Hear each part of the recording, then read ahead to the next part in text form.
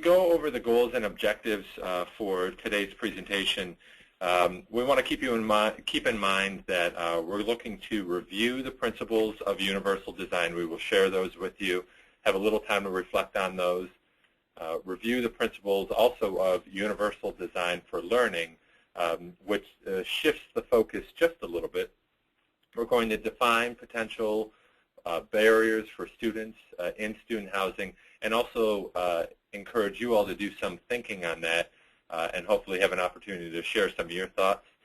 And then finally, analyze the application of UD principles within student housing. We'll work you through a scenario and get your thoughts going. If you've been a participant with a webinar before, you know that it is definitely different than sitting in person in a presentation. And so Michael and I wanted to make sure and encourage you to participate as much as you're able to with the webinar. It will help us get information to you that hopefully is useful to you and may make the time feel a little more productive to you on that end as well. So please do feel free to ask questions. We appreciate those. As Eric had shared, you can submit those, and we will take those throughout the webinar. There will also be time at the end for us to answer questions that haven't been answered to that point.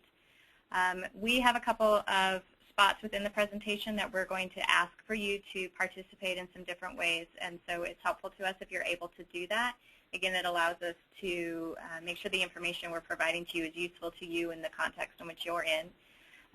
If we're going too fast, too slow, if you're ready for us to move along, you can share that through the chat function as well, and Eric will pass that along to us. And then lastly, you know, it's much tougher as presenters to not see you and not get those nonverbals. So if you want more about what we're talking about, if you like the information, you are encouraged to provide that in the chat function as well. That helps us figure out that we're giving you what it is that you signed up for. So if you are at an institution where there are multiple participants, you may want to designate someone, if you haven't already, to be the person to enter information to that chat function. That may be helpful to you. Due to the timing of the webinar, we will, again, take questions and ask you to participate at certain times, but may not have lots and lots of time to do that as we're going through, so I want to just make sure that you're ready to ask questions or participate when we're to those opportunities. One of the ways that we were going to ask you all to do that, and Eric, I don't know if we've been able to send out that poll yet, but is just to give us an idea of who is around the table, the different functions that you all may serve.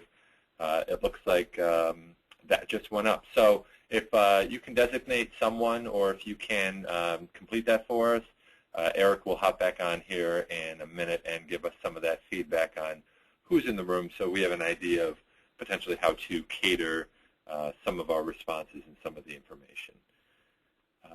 As we're waiting for that, I think we can jump right into giving you an overview of what universal design is.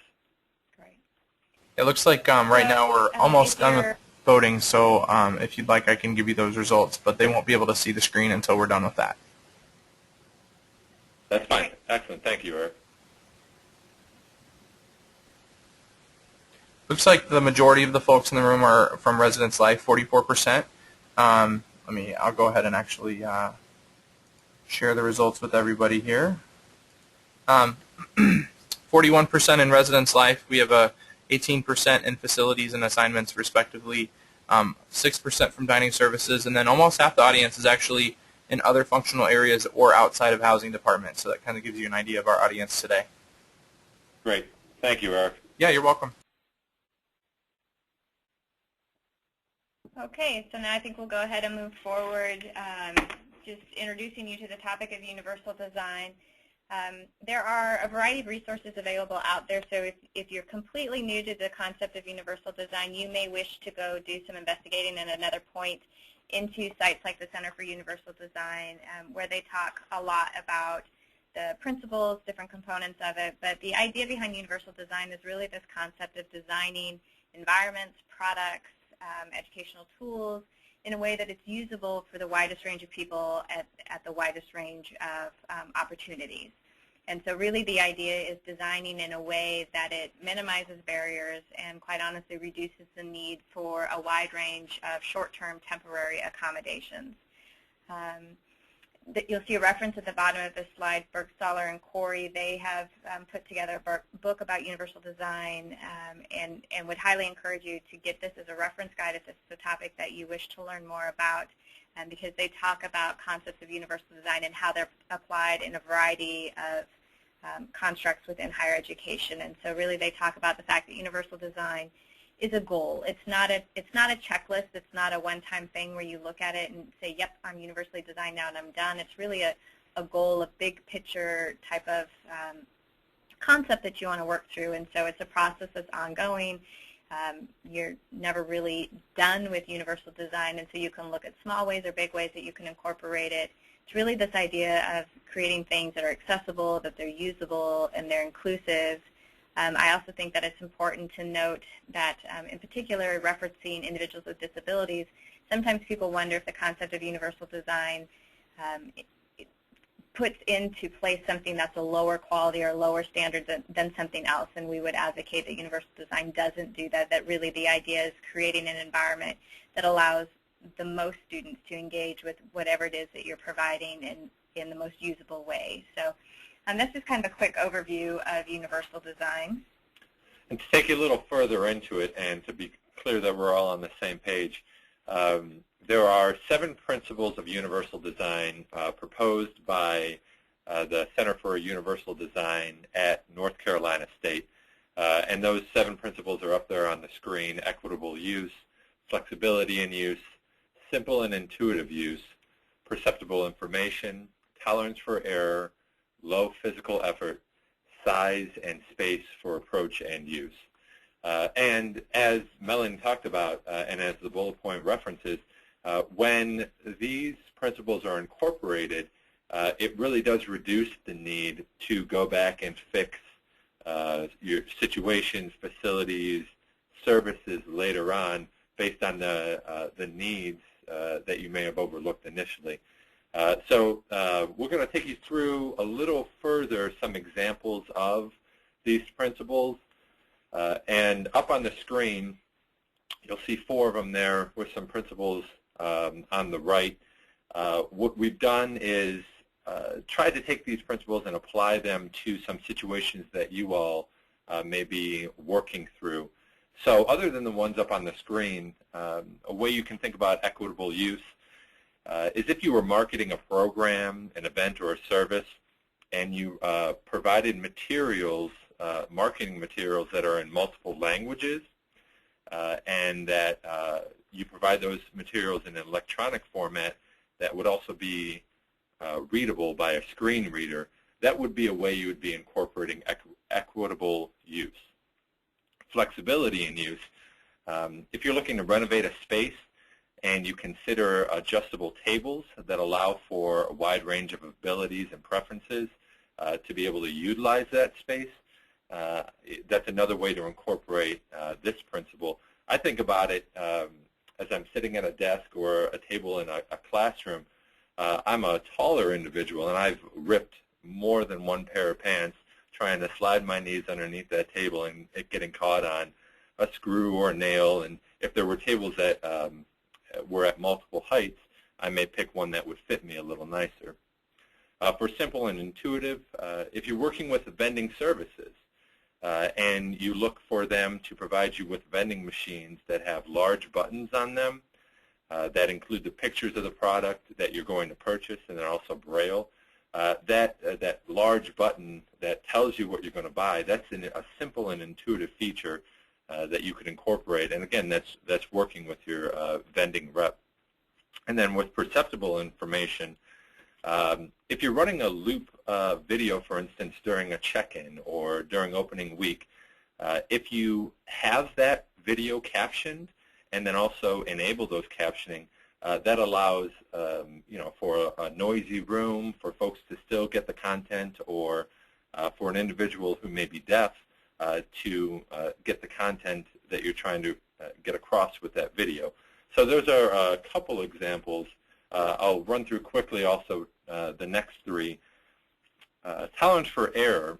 When we're thinking about creating applications for student employees, do we give them guidance is there guidance built into those applications that allow for the individual to make a mistake and come back, to save work if it's an online form and then review it again before they submit their response? Again, thinking of how do we minimize that error, how do we build in a tolerance for error? Two other ones quickly: low physical effort. When you're choosing a programming space, look for spaces that already have incorporated features like automatic door openers, ramps, elevators, zero threshold entrances. And we may initially think on students or individuals who use wheelchairs, but we can also think of those food service delivery folks who need to move in heavy equipment or large amounts of food. And if they can put their stuff on a dolly and wheel it directly to the space that they need to set it up, that makes it much easier for them and decreases the amount of physical effort they need to use. And then finally, size and space for approach and use. When we're setting up meeting rooms, be cognizant of the way we set that space up so that it's usable by an individual who uses a wheelchair, or personal care assistants or interpreters, so that they can navigate and interact with that space in an easy way. And again, those were just some examples that we thought of how to showcase these principles. But as I was talking through them, I'm sure that you all were also thinking on some of the examples that may exist, or ways that you can incorporate universal design at your institution. So one of the things that we wanted to share about universal design is originally it was created as an architectural construct. So it was created by Ron Mace, as the person who came up with the term, and really talked about how you apply universal design to physical structures. And so one of the things that we wanted to share is that universal design, since its inception, has now been stretched to include more than just the physical component. So if you're within housing and dining, you probably have heard of, at this point, how to apply UD in some ways to facilities and physical structures. And a lot of what we're going to be talking about today is broader than that. So not just the physical application, but how do you do that with resources, with programming, with leadership, with training, with a wide range of concepts that you'd be working with within the broader picture of housing and dining. So I think that will be helpful for you to use that lens as we move forward.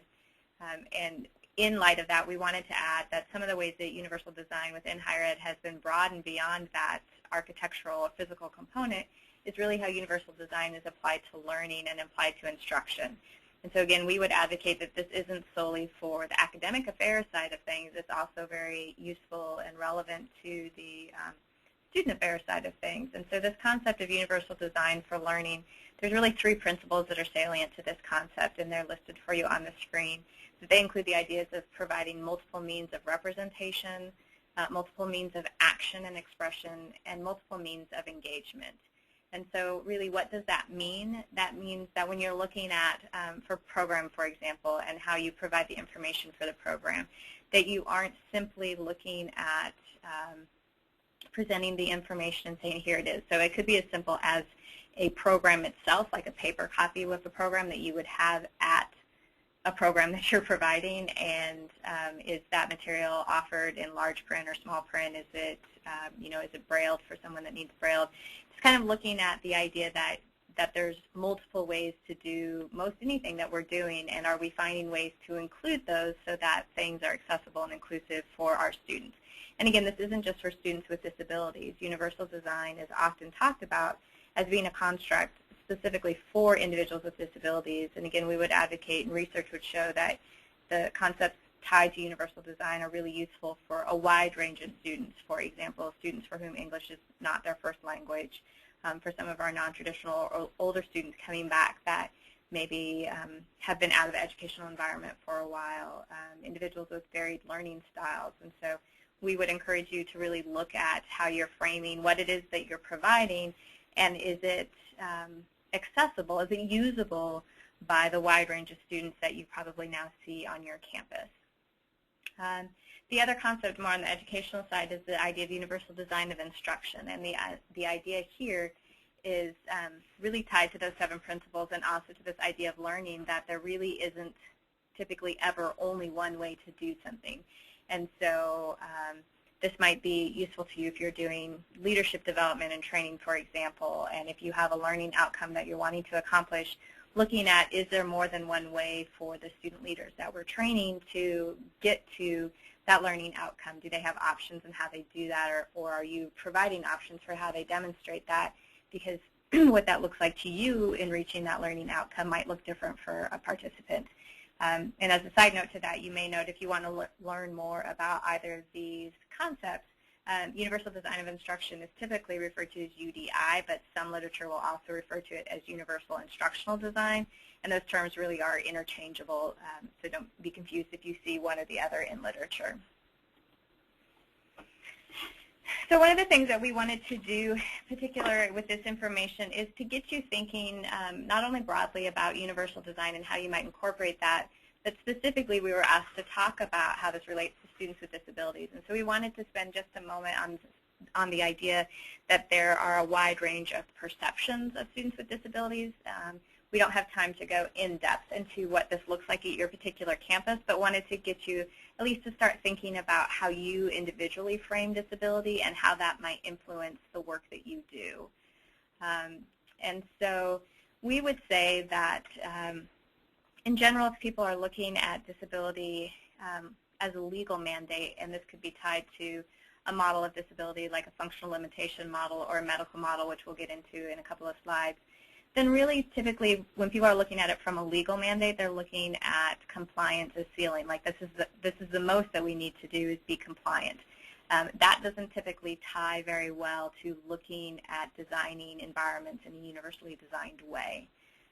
We would encourage you to look at disability. If you look at it as a tenet of diversity, as something that's good for the campus culture, that it's one of many different types of diversity that you might see in your students, then this idea of compliance and meeting for example, the ADA guidelines of facilities, for example, then typically you're looking at that as like this is the bare minimum we need to do, and that you're looking for ways to be more inclusive, and that for us tends to align better with the concepts of universal design. That's why we would say that using universal design is really a proactive process, that you're looking at the greater good, not just the short-term ways in which to apply an accommodation to a particular situation, but how can you big picture look at creating inclusive environments that are sustainable and usable by a wide range of students. So tied to that, we really wanted to share briefly some different types of models of disability in case you aren't familiar with the fact that there are more than one. In our Western culture, the most prevalent current model of looking at disabilities is really the medical model, so that's probably one that you're familiar with, even if you haven't heard the term before. This is really the idea that the disability is the responsibility of the individual, and that we need to look at how do we remediate that or fix that to make the disability less of a barrier for that particular individual. There's also models, a religious model, a functional limitation model, and again, if you'd like to learn more about those, it's pretty easy to find some literature on those. They'll just give you a little bit more broad idea of how those models influence current culture and how they look at disability. But we wanted to touch briefly on the idea of social models of disability, because for us this really does tie closely to the construct of universal design. And within the social models, then you're looking at the idea that the disability is really not solely the responsibility of the individual with a disability, that it's really a societal issue that we need to look at, and that barriers that individuals with disabilities encounter are things that we need to look at addressing instead of trying to remediate or fix or remove the construct of the disability from the individual. So within social models, and there's a variety of different types of social models, there's really this idea of looking at inclusion, of the idea that being disabled is not the same as not being normal. It's really trying to normalize, which isn't probably the best word, but it's the word used in literature, to look at how we make disability just another construct of life in our society and not something that's bad or negative or as stigmatizing as it currently is. And so really looking at how do we reduce barriers. And we'll talk about barriers throughout the presentation, but wanted to just kind of start to get some of that terminology in your head because you'll see it in the rest of our information. And I would add in here that when we're thinking about social models, I think something that in higher education we talk about often is the idea of social justice. And though that's not a term that we've specifically thrown out there, that definitely fits with and informs not only the idea of universal design, but fits in that category of social models. And then for me, too, as Melanie was talking about, that idea of disability being a component of one's self, I think towards different ways that we define identity and have done a lot of work within the field to create models and have those conversations. And again, I think that fits with that social model approach that says that, this is something that, is not just celebrated, but that we should take into account, we should be thinking about, that should inform our decisions in the way that we interact with other folks. So this really does tie in with a lot of things that are already very prevalent in higher education. So I told you that we'd talk a little bit about barriers, and that's what we're going to do here now. In a few slides, we're going to ask you actually to engage a little bit with us and try to share with us some examples of barriers that you think students might encounter at your institution. So just want you to be thinking about that as we're walking through a couple of examples here so that you can share some examples back with us. So when we talk about barriers that students may encounter, these aren't just physical barriers. Like you probably could quickly think about the fact if a building doesn't have a power door on it, for example, or if someone's not able to physically turn a key in a lock. Those are pretty easy examples of physical barriers. But more broadly, I think there's also this concept of attitudinal or societal barriers. You've probably heard people make comments like, well, that person doesn't look disabled, and so therefore there's an assumption that either the person is faking or trying to get some advantage or get something that's not, unfair that they get it and other people don't get it. And so that's one example of an attitudinal barrier. Physical barriers we've talked about a little bit. Content barriers. Michael referenced earlier when he gave the example of if you're using a video, for example, and if it doesn't have captioning on it, well then if you have someone who you want to engage with that video and if they are unable to hear it or if they don't speak English quickly, they're not going to be able to engage with the content of that material. And so those are just some kind of brief examples of barriers that students may encounter. And again, this gets you to start thinking about how might you design and use the principles of universal design to minimize barriers that students may encounter at your institution. One of the ways that we would encourage you to start looking at barriers that students might encounter is actually looking at some of your policies and procedures that you might already have in place. For example, within housing and dining, we may not particularly be looking at attendance policies, but this is an example I use often in academic affairs when we talk about faculty who have set expectations that students only miss X amount of classes, and if you look at someone who might have a chronic health condition and may not be able to physically get to class every day of the semester, but is able to learn the material in another way, whether through reading the textbook or engaging with online dialogue or however they're learning the material, if the student still can demonstrate that they've mastered the content, then that attendance policy, for example, is probably an unnecessary barrier for that student in that situation. On the screen now are a couple of examples of barriers that we may find in higher education. And as I'm talking through these, if you want to start typing in, submitting any barriers that you can think of at your institution or in a setting that you're familiar with, we'd encourage that. In a minute here, we'll take a break, let you all add some more content, and then we'll respond to some of that. So just to work through some of these, Melanie had talked earlier about preferred learning style and how if programs or classes or different services are catered to only a certain learning style and then becomes very difficult for someone who doesn't possess that learning style or doesn't do well with that, it becomes very difficult then for them to interact with and not only get the content out of it that we're asking them to, but then to grow from that. So I think that those learning styles, the processing speeds, are different characteristics or pieces that that we haven't always taken care of in the design of our products or services, and that's part of what universal design is looking to help us move towards. One last comment, and then we'll give you about 3 minutes here to add any questions that you have at this point or any feedback about barriers that you see at your institution. I was reading an article recently about universal design, and one of the points they were making is that access is now becoming an expectation. That our students, that the staff that we work with, that our faculty are now expecting to be able to access our buildings, our programs, our services. They're looking, that's the standard. And when we go strictly by compliance, we may hit some of that expectation, but universal design pushes us to hit a broader range of that expectation and to be nimble enough to respond when we haven't hit that expectation.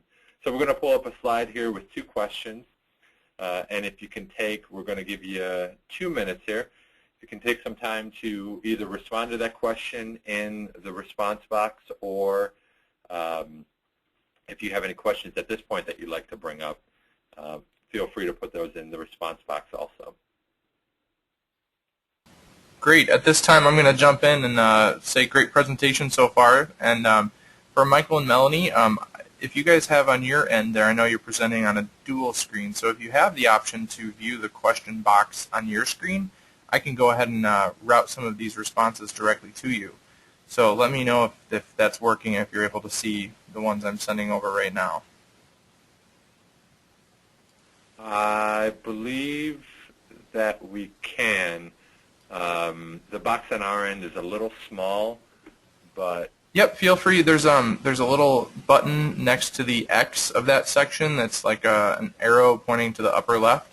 Yep. Click that, it'll pop it out, and then you'll be able to expand the box and see the questions. Great. And see their concerns. So yes, we can see these. Perfect. I'll just send them over to you guys then. Wonderful. Thank you.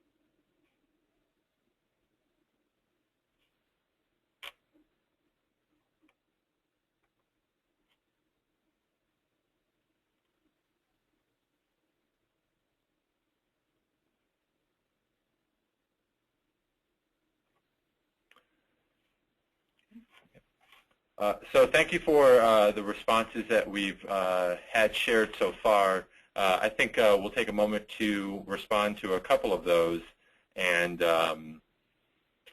see if we can address that. And then in some of what was shared, I think we will address how the process of implementing universal design touches on a few of those pieces.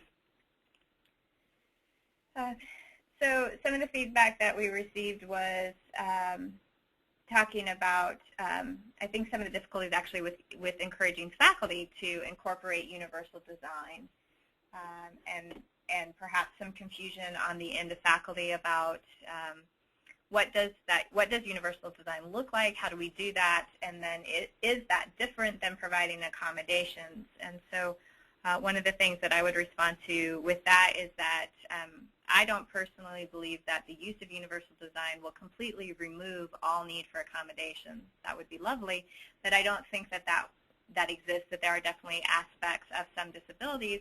I think sign language interpreting is a perfect example of there probably is no functional way to get rid of completely the need for sign language interpreters, and that's, so that's an example of one accommodation that even if a class was fully designed in a UD manner, there would still be a need for some accommodations. And so I think that sometimes if we're talking specifically within academic affairs, that faculty might be a little confused about that.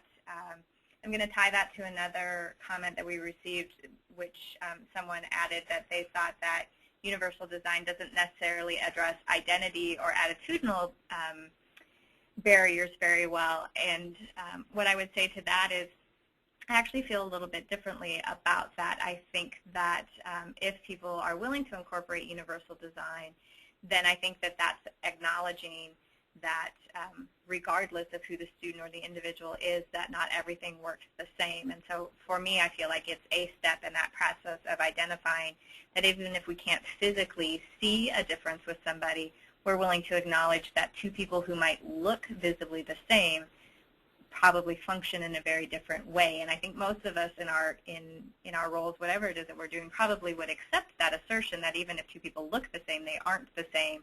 You know, when we start to look at disability, I think that this is tied back to those models of disability. And so I actually feel like if faculty are willing to, if we're talking specifically about faculty, if they're willing to acknowledge that even if a class of people who visibly look the same don't learn and function the same, and faculty are willing to use concepts of universal design, that in and of itself starts to reduce some of those attitudinal barriers, because there's that acknowledgement that things don't work the same for everybody.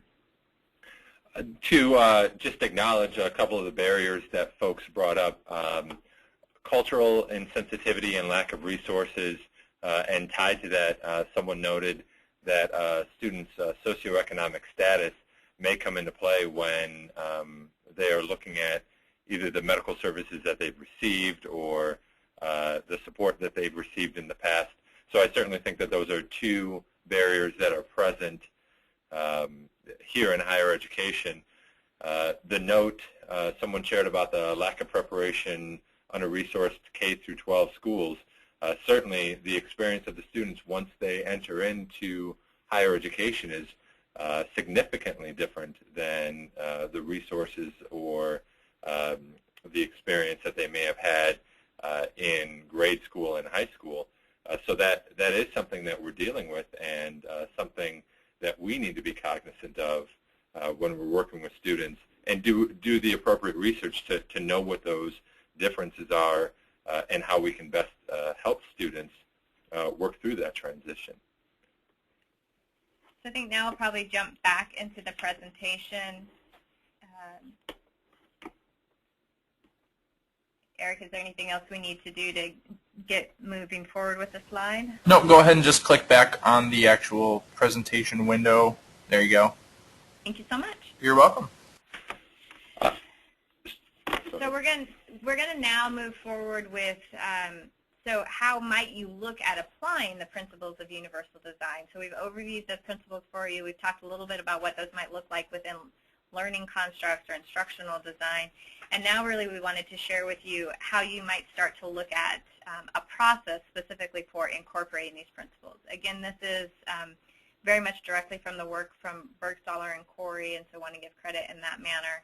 And this is a process that they proposed in the book that we referenced earlier. So this process that's on the screen in front of you talks about identifying the application and defining the universe. This is really looking at what is it that you do, and what is it that you might want to look at how it's designed, and is it inclusive and accessible in its design. So defining the universe in that application is who are the people that interact with this application, presumably students, but is it visitors, guests, faculty, staff? Who is it that's interacting with whatever the application is that you've quantified? In this process, the term consumer is used, and so that term does have some connotation to it depending on what model of disability you look at disability through.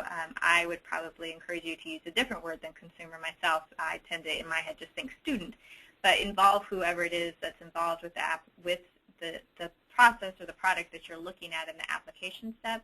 Involve those people. So if it's, you have the privilege of creating a new residence hall, and that primarily is going to be for students on your campus, then getting feedback from students that currently live on campus, what sorts of things are working well, not working well, what are concerns, ideas, whatever, getting the students involved with that process so that you're hearing the voice of the individuals that are going to be using the product that it is that you're creating. And again, in each of these bullet points, then you're looking at those principles of universal design. So what is the product? Is it flexible in use? Is it equitable in use? At every one of these steps, you're looking at those principles. Next, you're going to move into defining and developing guidelines and standards for this process. And so it's proposed as a two-step process, adopting those, which is basically creating those, and then applying them. We would advocate that these probably work pretty closely together, so they might not feel like two separate steps to you. The next step is really then planning for accommodations, and that might seem a little curious since we said universal design might lessen the need for accommodations. But again, it's this idea of design, universal design doesn't remove all need for accommodations. Hopefully it reduces the need for some accommodations. And so after you've designed something universally, what's still left? Are there things that are still not inclusive? Are there things that are still not accessible? And what can we do to continue to reduce any other barriers that exist in the product that we're creating? Then you look at training and supporting those that are involved with this process, and then evaluating it and going back. And so we don't propose that this is a step-by-step linear process, really more a circular and ongoing and involving process, and Michael will talk about that a little bit more in just a minute. So this is just one way that we have found helpful to visually represent this process. Again, as Melanie said, though to some extent it may be helpful to think of these process steps in sequence. As we work through a scenario in a moment, and as we think through this process, it's definitely likely, or it is very likely, that we will come back after we've planned for accommodations. Well, let's look back and what was the universe that we defined? And did we catch everybody? And if not, how do we then need to redefine that universe?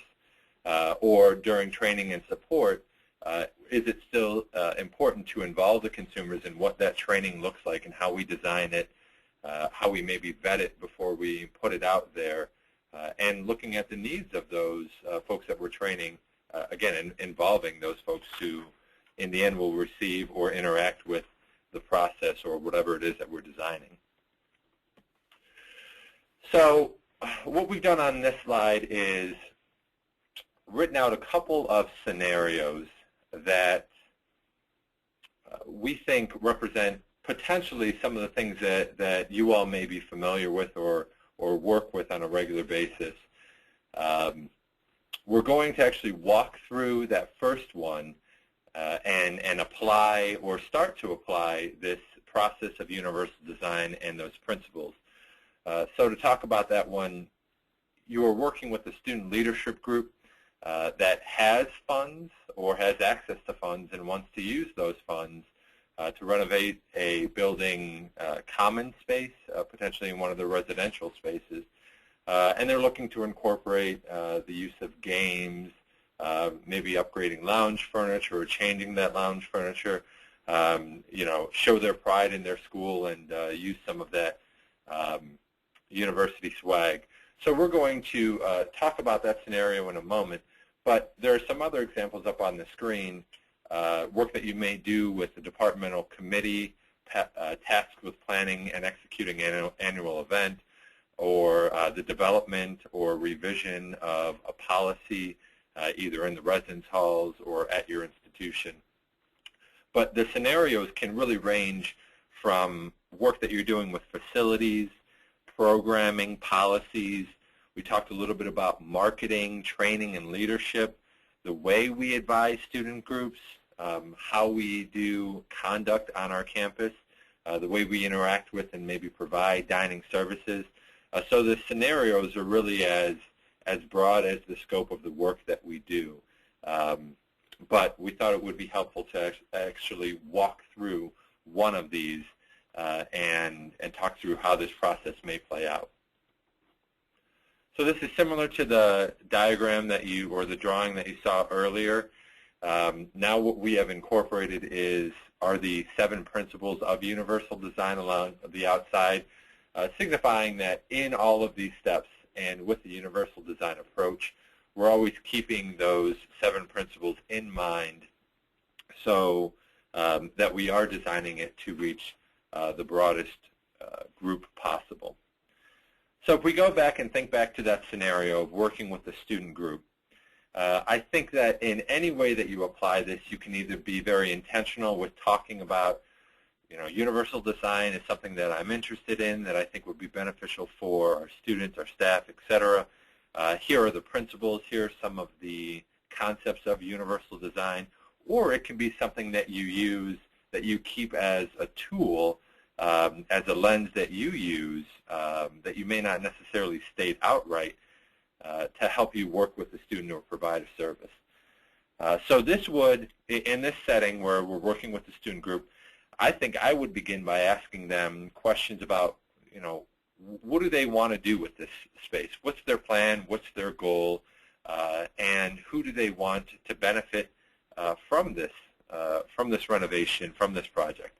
And I think in part that is that step of identifying the service. And I think one of the things that would easily either be coaxed out of them or they would share very quickly is they want this space to be beneficial to everyone who comes in contact with it. And right there we have our lead-in and our tie-in to universal design. And then I would push them a little further to think about who are the folks that would be interacting with this space, defining that universe. Who do they see playing these games? Who are they thinking about right now, and who aren't they thinking about? And why aren't they thinking about those individuals? The initial thought may be the students who are living in the building right now, but what about students to come, or the guests and parents of the students who may interact with that space, or the staff who will have to clean that space or have to set that space up? As we involve the consumers, then we look at that universe that we've designed, those guests, those staff members, those students, and we need to look to them to find out, okay, what are the needs? How do we incorporate those needs? How do we address some of your concerns? And we only get that by reaching out to them and finding out who those individuals are and where those needs or characteristics lie. As Melanie talked about, applying and adapting the guidelines may serve as one step, but this is something, as with all these steps really are, things that we're already doing in higher education. We look for best practices. We talk with our colleagues. We look at other examples that fit our space, our needs, our goals, and try to pull those together. But as Melanie said, too, even in the best design, we may need to plan for accommodations. We know that some of our spaces are old and don't have all of the accessible features. So if we're looking at renovating this space again with these students, how do we help them to think through, okay, what are some of the needs that we can't meet because they're either cost restrictive or we can't change a door or whatever that piece is? How do we plan for those? How do we allow those? How do we allow us to meet that goal of reaching the broadest group possible and build in ways that those folks can, because our spaces can't meet all the needs, that we can work around those or be creative with the use of that space so that everyone can enjoy it. Melanie talked a little bit about that training support. In this example, I would think that that training and support really comes with the folks who may be assigning that space, maybe working with it, maybe working with the groups who use that space, and how do we train them and support them in a way that the best use of that space is what ultimately comes out. So do we need to give them information about asking the right questions for accommodations, or building forms that can be used by multiple people, or creating materials that many learning styles can get information from?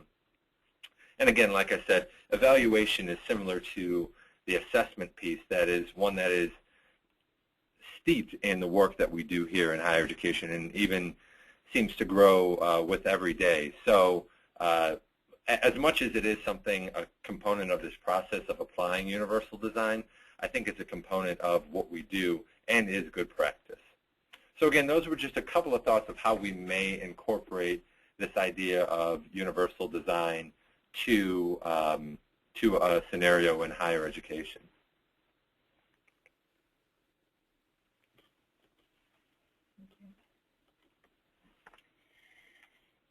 So to take that one step further with this scenario, might get you thinking about other areas where you might be able to apply principles of universal design. These are just some examples that we wanted to share with you of areas that maybe you're already thinking about or areas that you want to think about in the future where you might be able to apply these principles. We've included the slide on building alliances really because in any of the new projects, philosophies that we try to incorporate, new endeavors, it's important to be able to bring folks along with us, gain that support institutionally amongst our colleagues, amongst others in the field. These were some examples that came across and really jumped out. That first one with liaison positions, this was shared in a piece about facilitating successful transition for students with disabilities. But in all earnestness, it was something that got me into the work that I do here at NIU and the work that I've done beyond too, because it was built in as part of my position to be a liaison for Melanie's Center for Accessibility Resources, or Disability Service Office here. For me, it became a point of pride. It became something that I was held accountable to. And then I brought that back and continue to bring that back to examples like sharing professional development with folks within the department, or trying to stay up on current court cases or research that's being done so that I can be a resource, so that I can serve students. But even just either formally or informally, creating a liaison position builds some of that pride and then allows you to draw on that person or that group for support later on when you're trying to build a project further. And then the 7 good practices for partnerships comes from a piece on building partnerships between academic and student affairs. But these 7 practices help me to keep cognizant of the fact that we really need to be intentional about the way we build partnerships.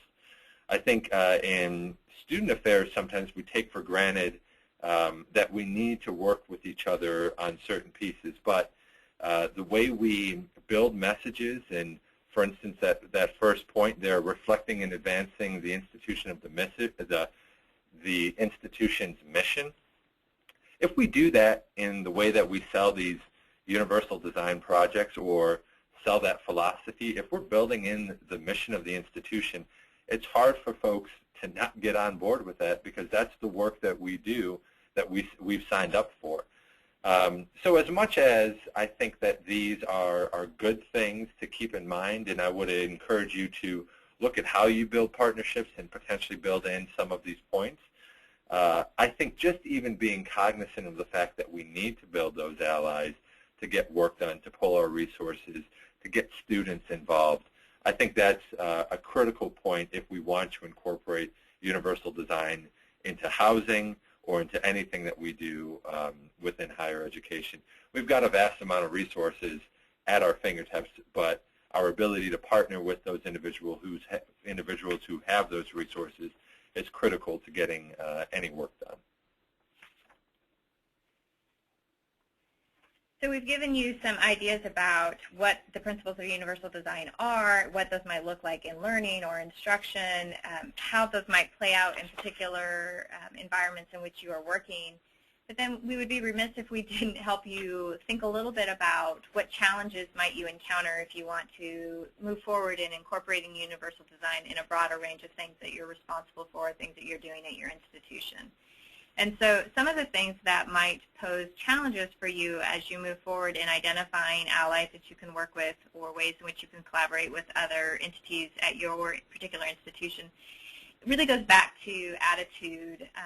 You know, we mentioned this as a particular barrier, but I think it also is tied to how people look at the concept of disability. And so we referenced at the very beginning that if people look at disability as something in which they are required to comply to certain federal or state requirements, then really it will be difficult for people to move beyond that there's more to do than the bare minimum, because if that's how they construct disability, it will be difficult to get them to see that there might be bigger and better ways to do that. So people's personal attitudes might be a challenge. Institutional attitudes may be a challenge as well. So just being cognizant of the environment in which you're working in might help you move forward in identifying ways that you can infuse universal design within the work that you do. I think awareness or lack of awareness about barriers that exist in our society can be challenging.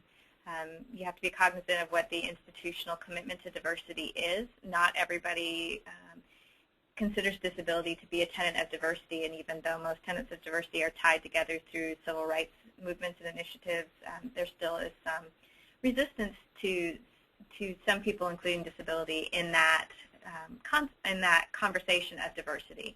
And so I think finding ways that fit within your campus culture, your campus environment, to talk about what is diversity and are individuals with disabilities considered a part of the diversity plan, strategic planning, that sort of thing, will help you identify ways to move forward. Again, also this idea of if people are reactive to barriers that students encounter, then it's going to be a little bit more difficult to get people to look at proactive design. If the campus culture is to react when concerns arise versus proactively identify ways to reduce the concerns, it's just knowing that campus culture and how you can respond to that. Sometimes when we talk about universal design, there is a concern or resistance to piece about a financial aspect that might be involved. I tend to typically reply to that challenge in talking about if we have good design on the front end and we think about ways in which our design is sustainable, we tend to reduce the need for short-term, ongoing, rolling over, temporary types of accommodations, which ultimately add up to be more expensive. And so, I think it's how we frame where are we spending money, what are our values at our institution, and if we have good design on the front end, that's typically going to save you money in the long run. One of the last challenges with universal design that we would ask you to think about is really what's out there literature research-wise. So there is much literature that talks about the value of incorporating principles of universal design, but there still is limited research on the side of quantifying that using principles of universal design really will help us retain and matriculate particularly students with disabilities. That is what a lot of disability studies scholars will propose, is that UD will help us recruit, retain, matriculate, and graduate our students with disabilities, but the research is still being done to demonstrate that in a quantitative way. So just being aware of that, and if people ask you questions about that, being able to talk about the broader good of universal design, what that looks like, the value in that, and there's literature out there that will help you do that. One of the challenges that we didn't have up on the screen, but that you all may, sitting there, think about is this seems overwhelming. How do I create something, a service, a space, a program that meets everybody's needs all of the time? And I think one of the good things about universal design is it's not asking us to do that. I think it's asking us to think in that way about how do we create something that is most accessible, understanding that we're still going to have to incorporate accommodations planning, that we are still going to have to respond to the changing needs of our students, that this is something that we may have to do piece by piece, and at the end of the day, there's nothing that we can point to that we can say is perfectly designed in a universal design fashion, because that would take away the process step of evaluating and coming back. It's something that creates the need for constant revision and for us to reevaluate on a regular basis. And I think that's a good thing, because our students are changing. The needs of our students, our staff, our faculty, the components of our campuses are changing. And universal design builds in the leeway to not feel like you have to do it all at once. So as we're looking to move forward, identifying a couple of action steps here, we talk about just thinking through where are there examples of the UD principles on your campus, in your campus culture, or that you could apply pretty quickly. Determining what other functional areas are out there that you may be able to work with when you're applying universal design. And then finally, we talked about the need for building those alliances and creating those allies, how do we identify those people? Who are those people? Do we already have them, or do we need to do some work to develop them and get them on board? And how are we, again, intentional about that? So at this point, we would like to be able to answer any other questions that are out there or hear any of your comments or concerns. So Eric, we'd ask if there are questions that you could pass those our way. Certainly. At this time, there's none waiting in the queue, but just as a reminder to our audience members, if you do have questions or comments, please feel free to type them in the chat box right now. I will be happy to field those and pass those on to our presenters.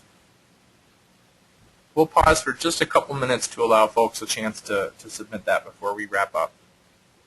The other piece that we'll throw in here as we're wrapping up is that please feel free to contact us. We saw some of the questions that came through. This information will be available to you all. So if you need other versions of it, or if there's material that we reference that you'd like to see further, or you just have general questions, our email addresses are on the screen now, and they are incorporated into the presentation, so they'll be available through whatever format GLCUHO puts them up in. So one of the questions that we've received is asking whether we have any resources for a listing of what types of disabilities should be considered when trying to do good UD. And my answer to that would be all disabilities. I'm smiling because I appreciate the question. I think that you can look at nearly every type of disability that you're probably familiar with or at least have heard of, and look at ways in which there are barriers for individuals with that particular type of disability within our society. And again, going back to the idea that universal design is one way to try to reduce some of those barriers. I think that people most often think about physical disabilities when we think about the physical concept of universal design, the way it was originally presented through architecture.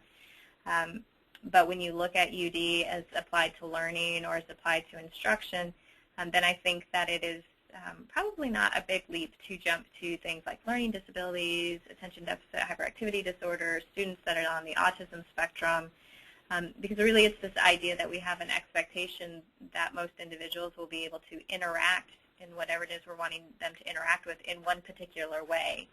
And most people, regardless of having a disability or not, are not able to do everything the same way as everybody else. So I don't know if that's helpful, but it's intended to be helpful, that it really is the idea of looking at design in a way that's useful for such a wide range of people that would include everybody with different types of disabilities. And I know that this is not the specifically on the topic of disabilities, but the question makes me, or draws me to that idea that I think a helpful practice or exercise is when we're thinking about universal design, have disability as one of the components that we're thinking of and incorporating, but then there are many characteristics that don't get incorporated in design that aren't labeled as disability that we often overlook. And to think beyond disability, I think, gets me thinking in a broader range that incorporates disability, but doesn't limit me to some of the, like the checklist. I only have to hit these certain characteristics and then I'm good. Because when we do that again, I don't know that that falls in line with universal design, and it's going to limit the people that can interact with whatever it is that we're designing. Okay. Eric, at this point, Yeah, go ahead. I don't think we have any other questions, so I think we'll go ahead and begin to wrap up if that's okay. Great. Thank you. Yeah, thank you very much for attending today. Yeah, everybody, thank you so much for your attendance today. I want to give a special thank you again to Michael and Melanie. Thank you. You've been great presenters, and the information's been extremely helpful and very valuable to the GLCUHO community. One of the questions we've gotten a few times, and Michael hit on it before, but I'll just reiterate, the recording of this webinar, the video and audio, will be made available on the GLCUHO webpage. If you go to www.glcuho.org, there's a heading that says Resources, and under that you'll find Webinar Archives. I will work on getting that posted within the next 24 to 48 hours. We'll also obtain a copy of the PowerPoint slides from our presenters, and we'll have a PDF link there as well. Feel free to share that with any colleagues that may have missed, or if you'd like to review it yourself, that would be great too. Thanks again for attending today, and we want to also thank the Kikuo Facilities and Operations Committee for their work behind this presentation. So thank you very much, everyone. Have a wonderful day, and we'll see you for the next webinar.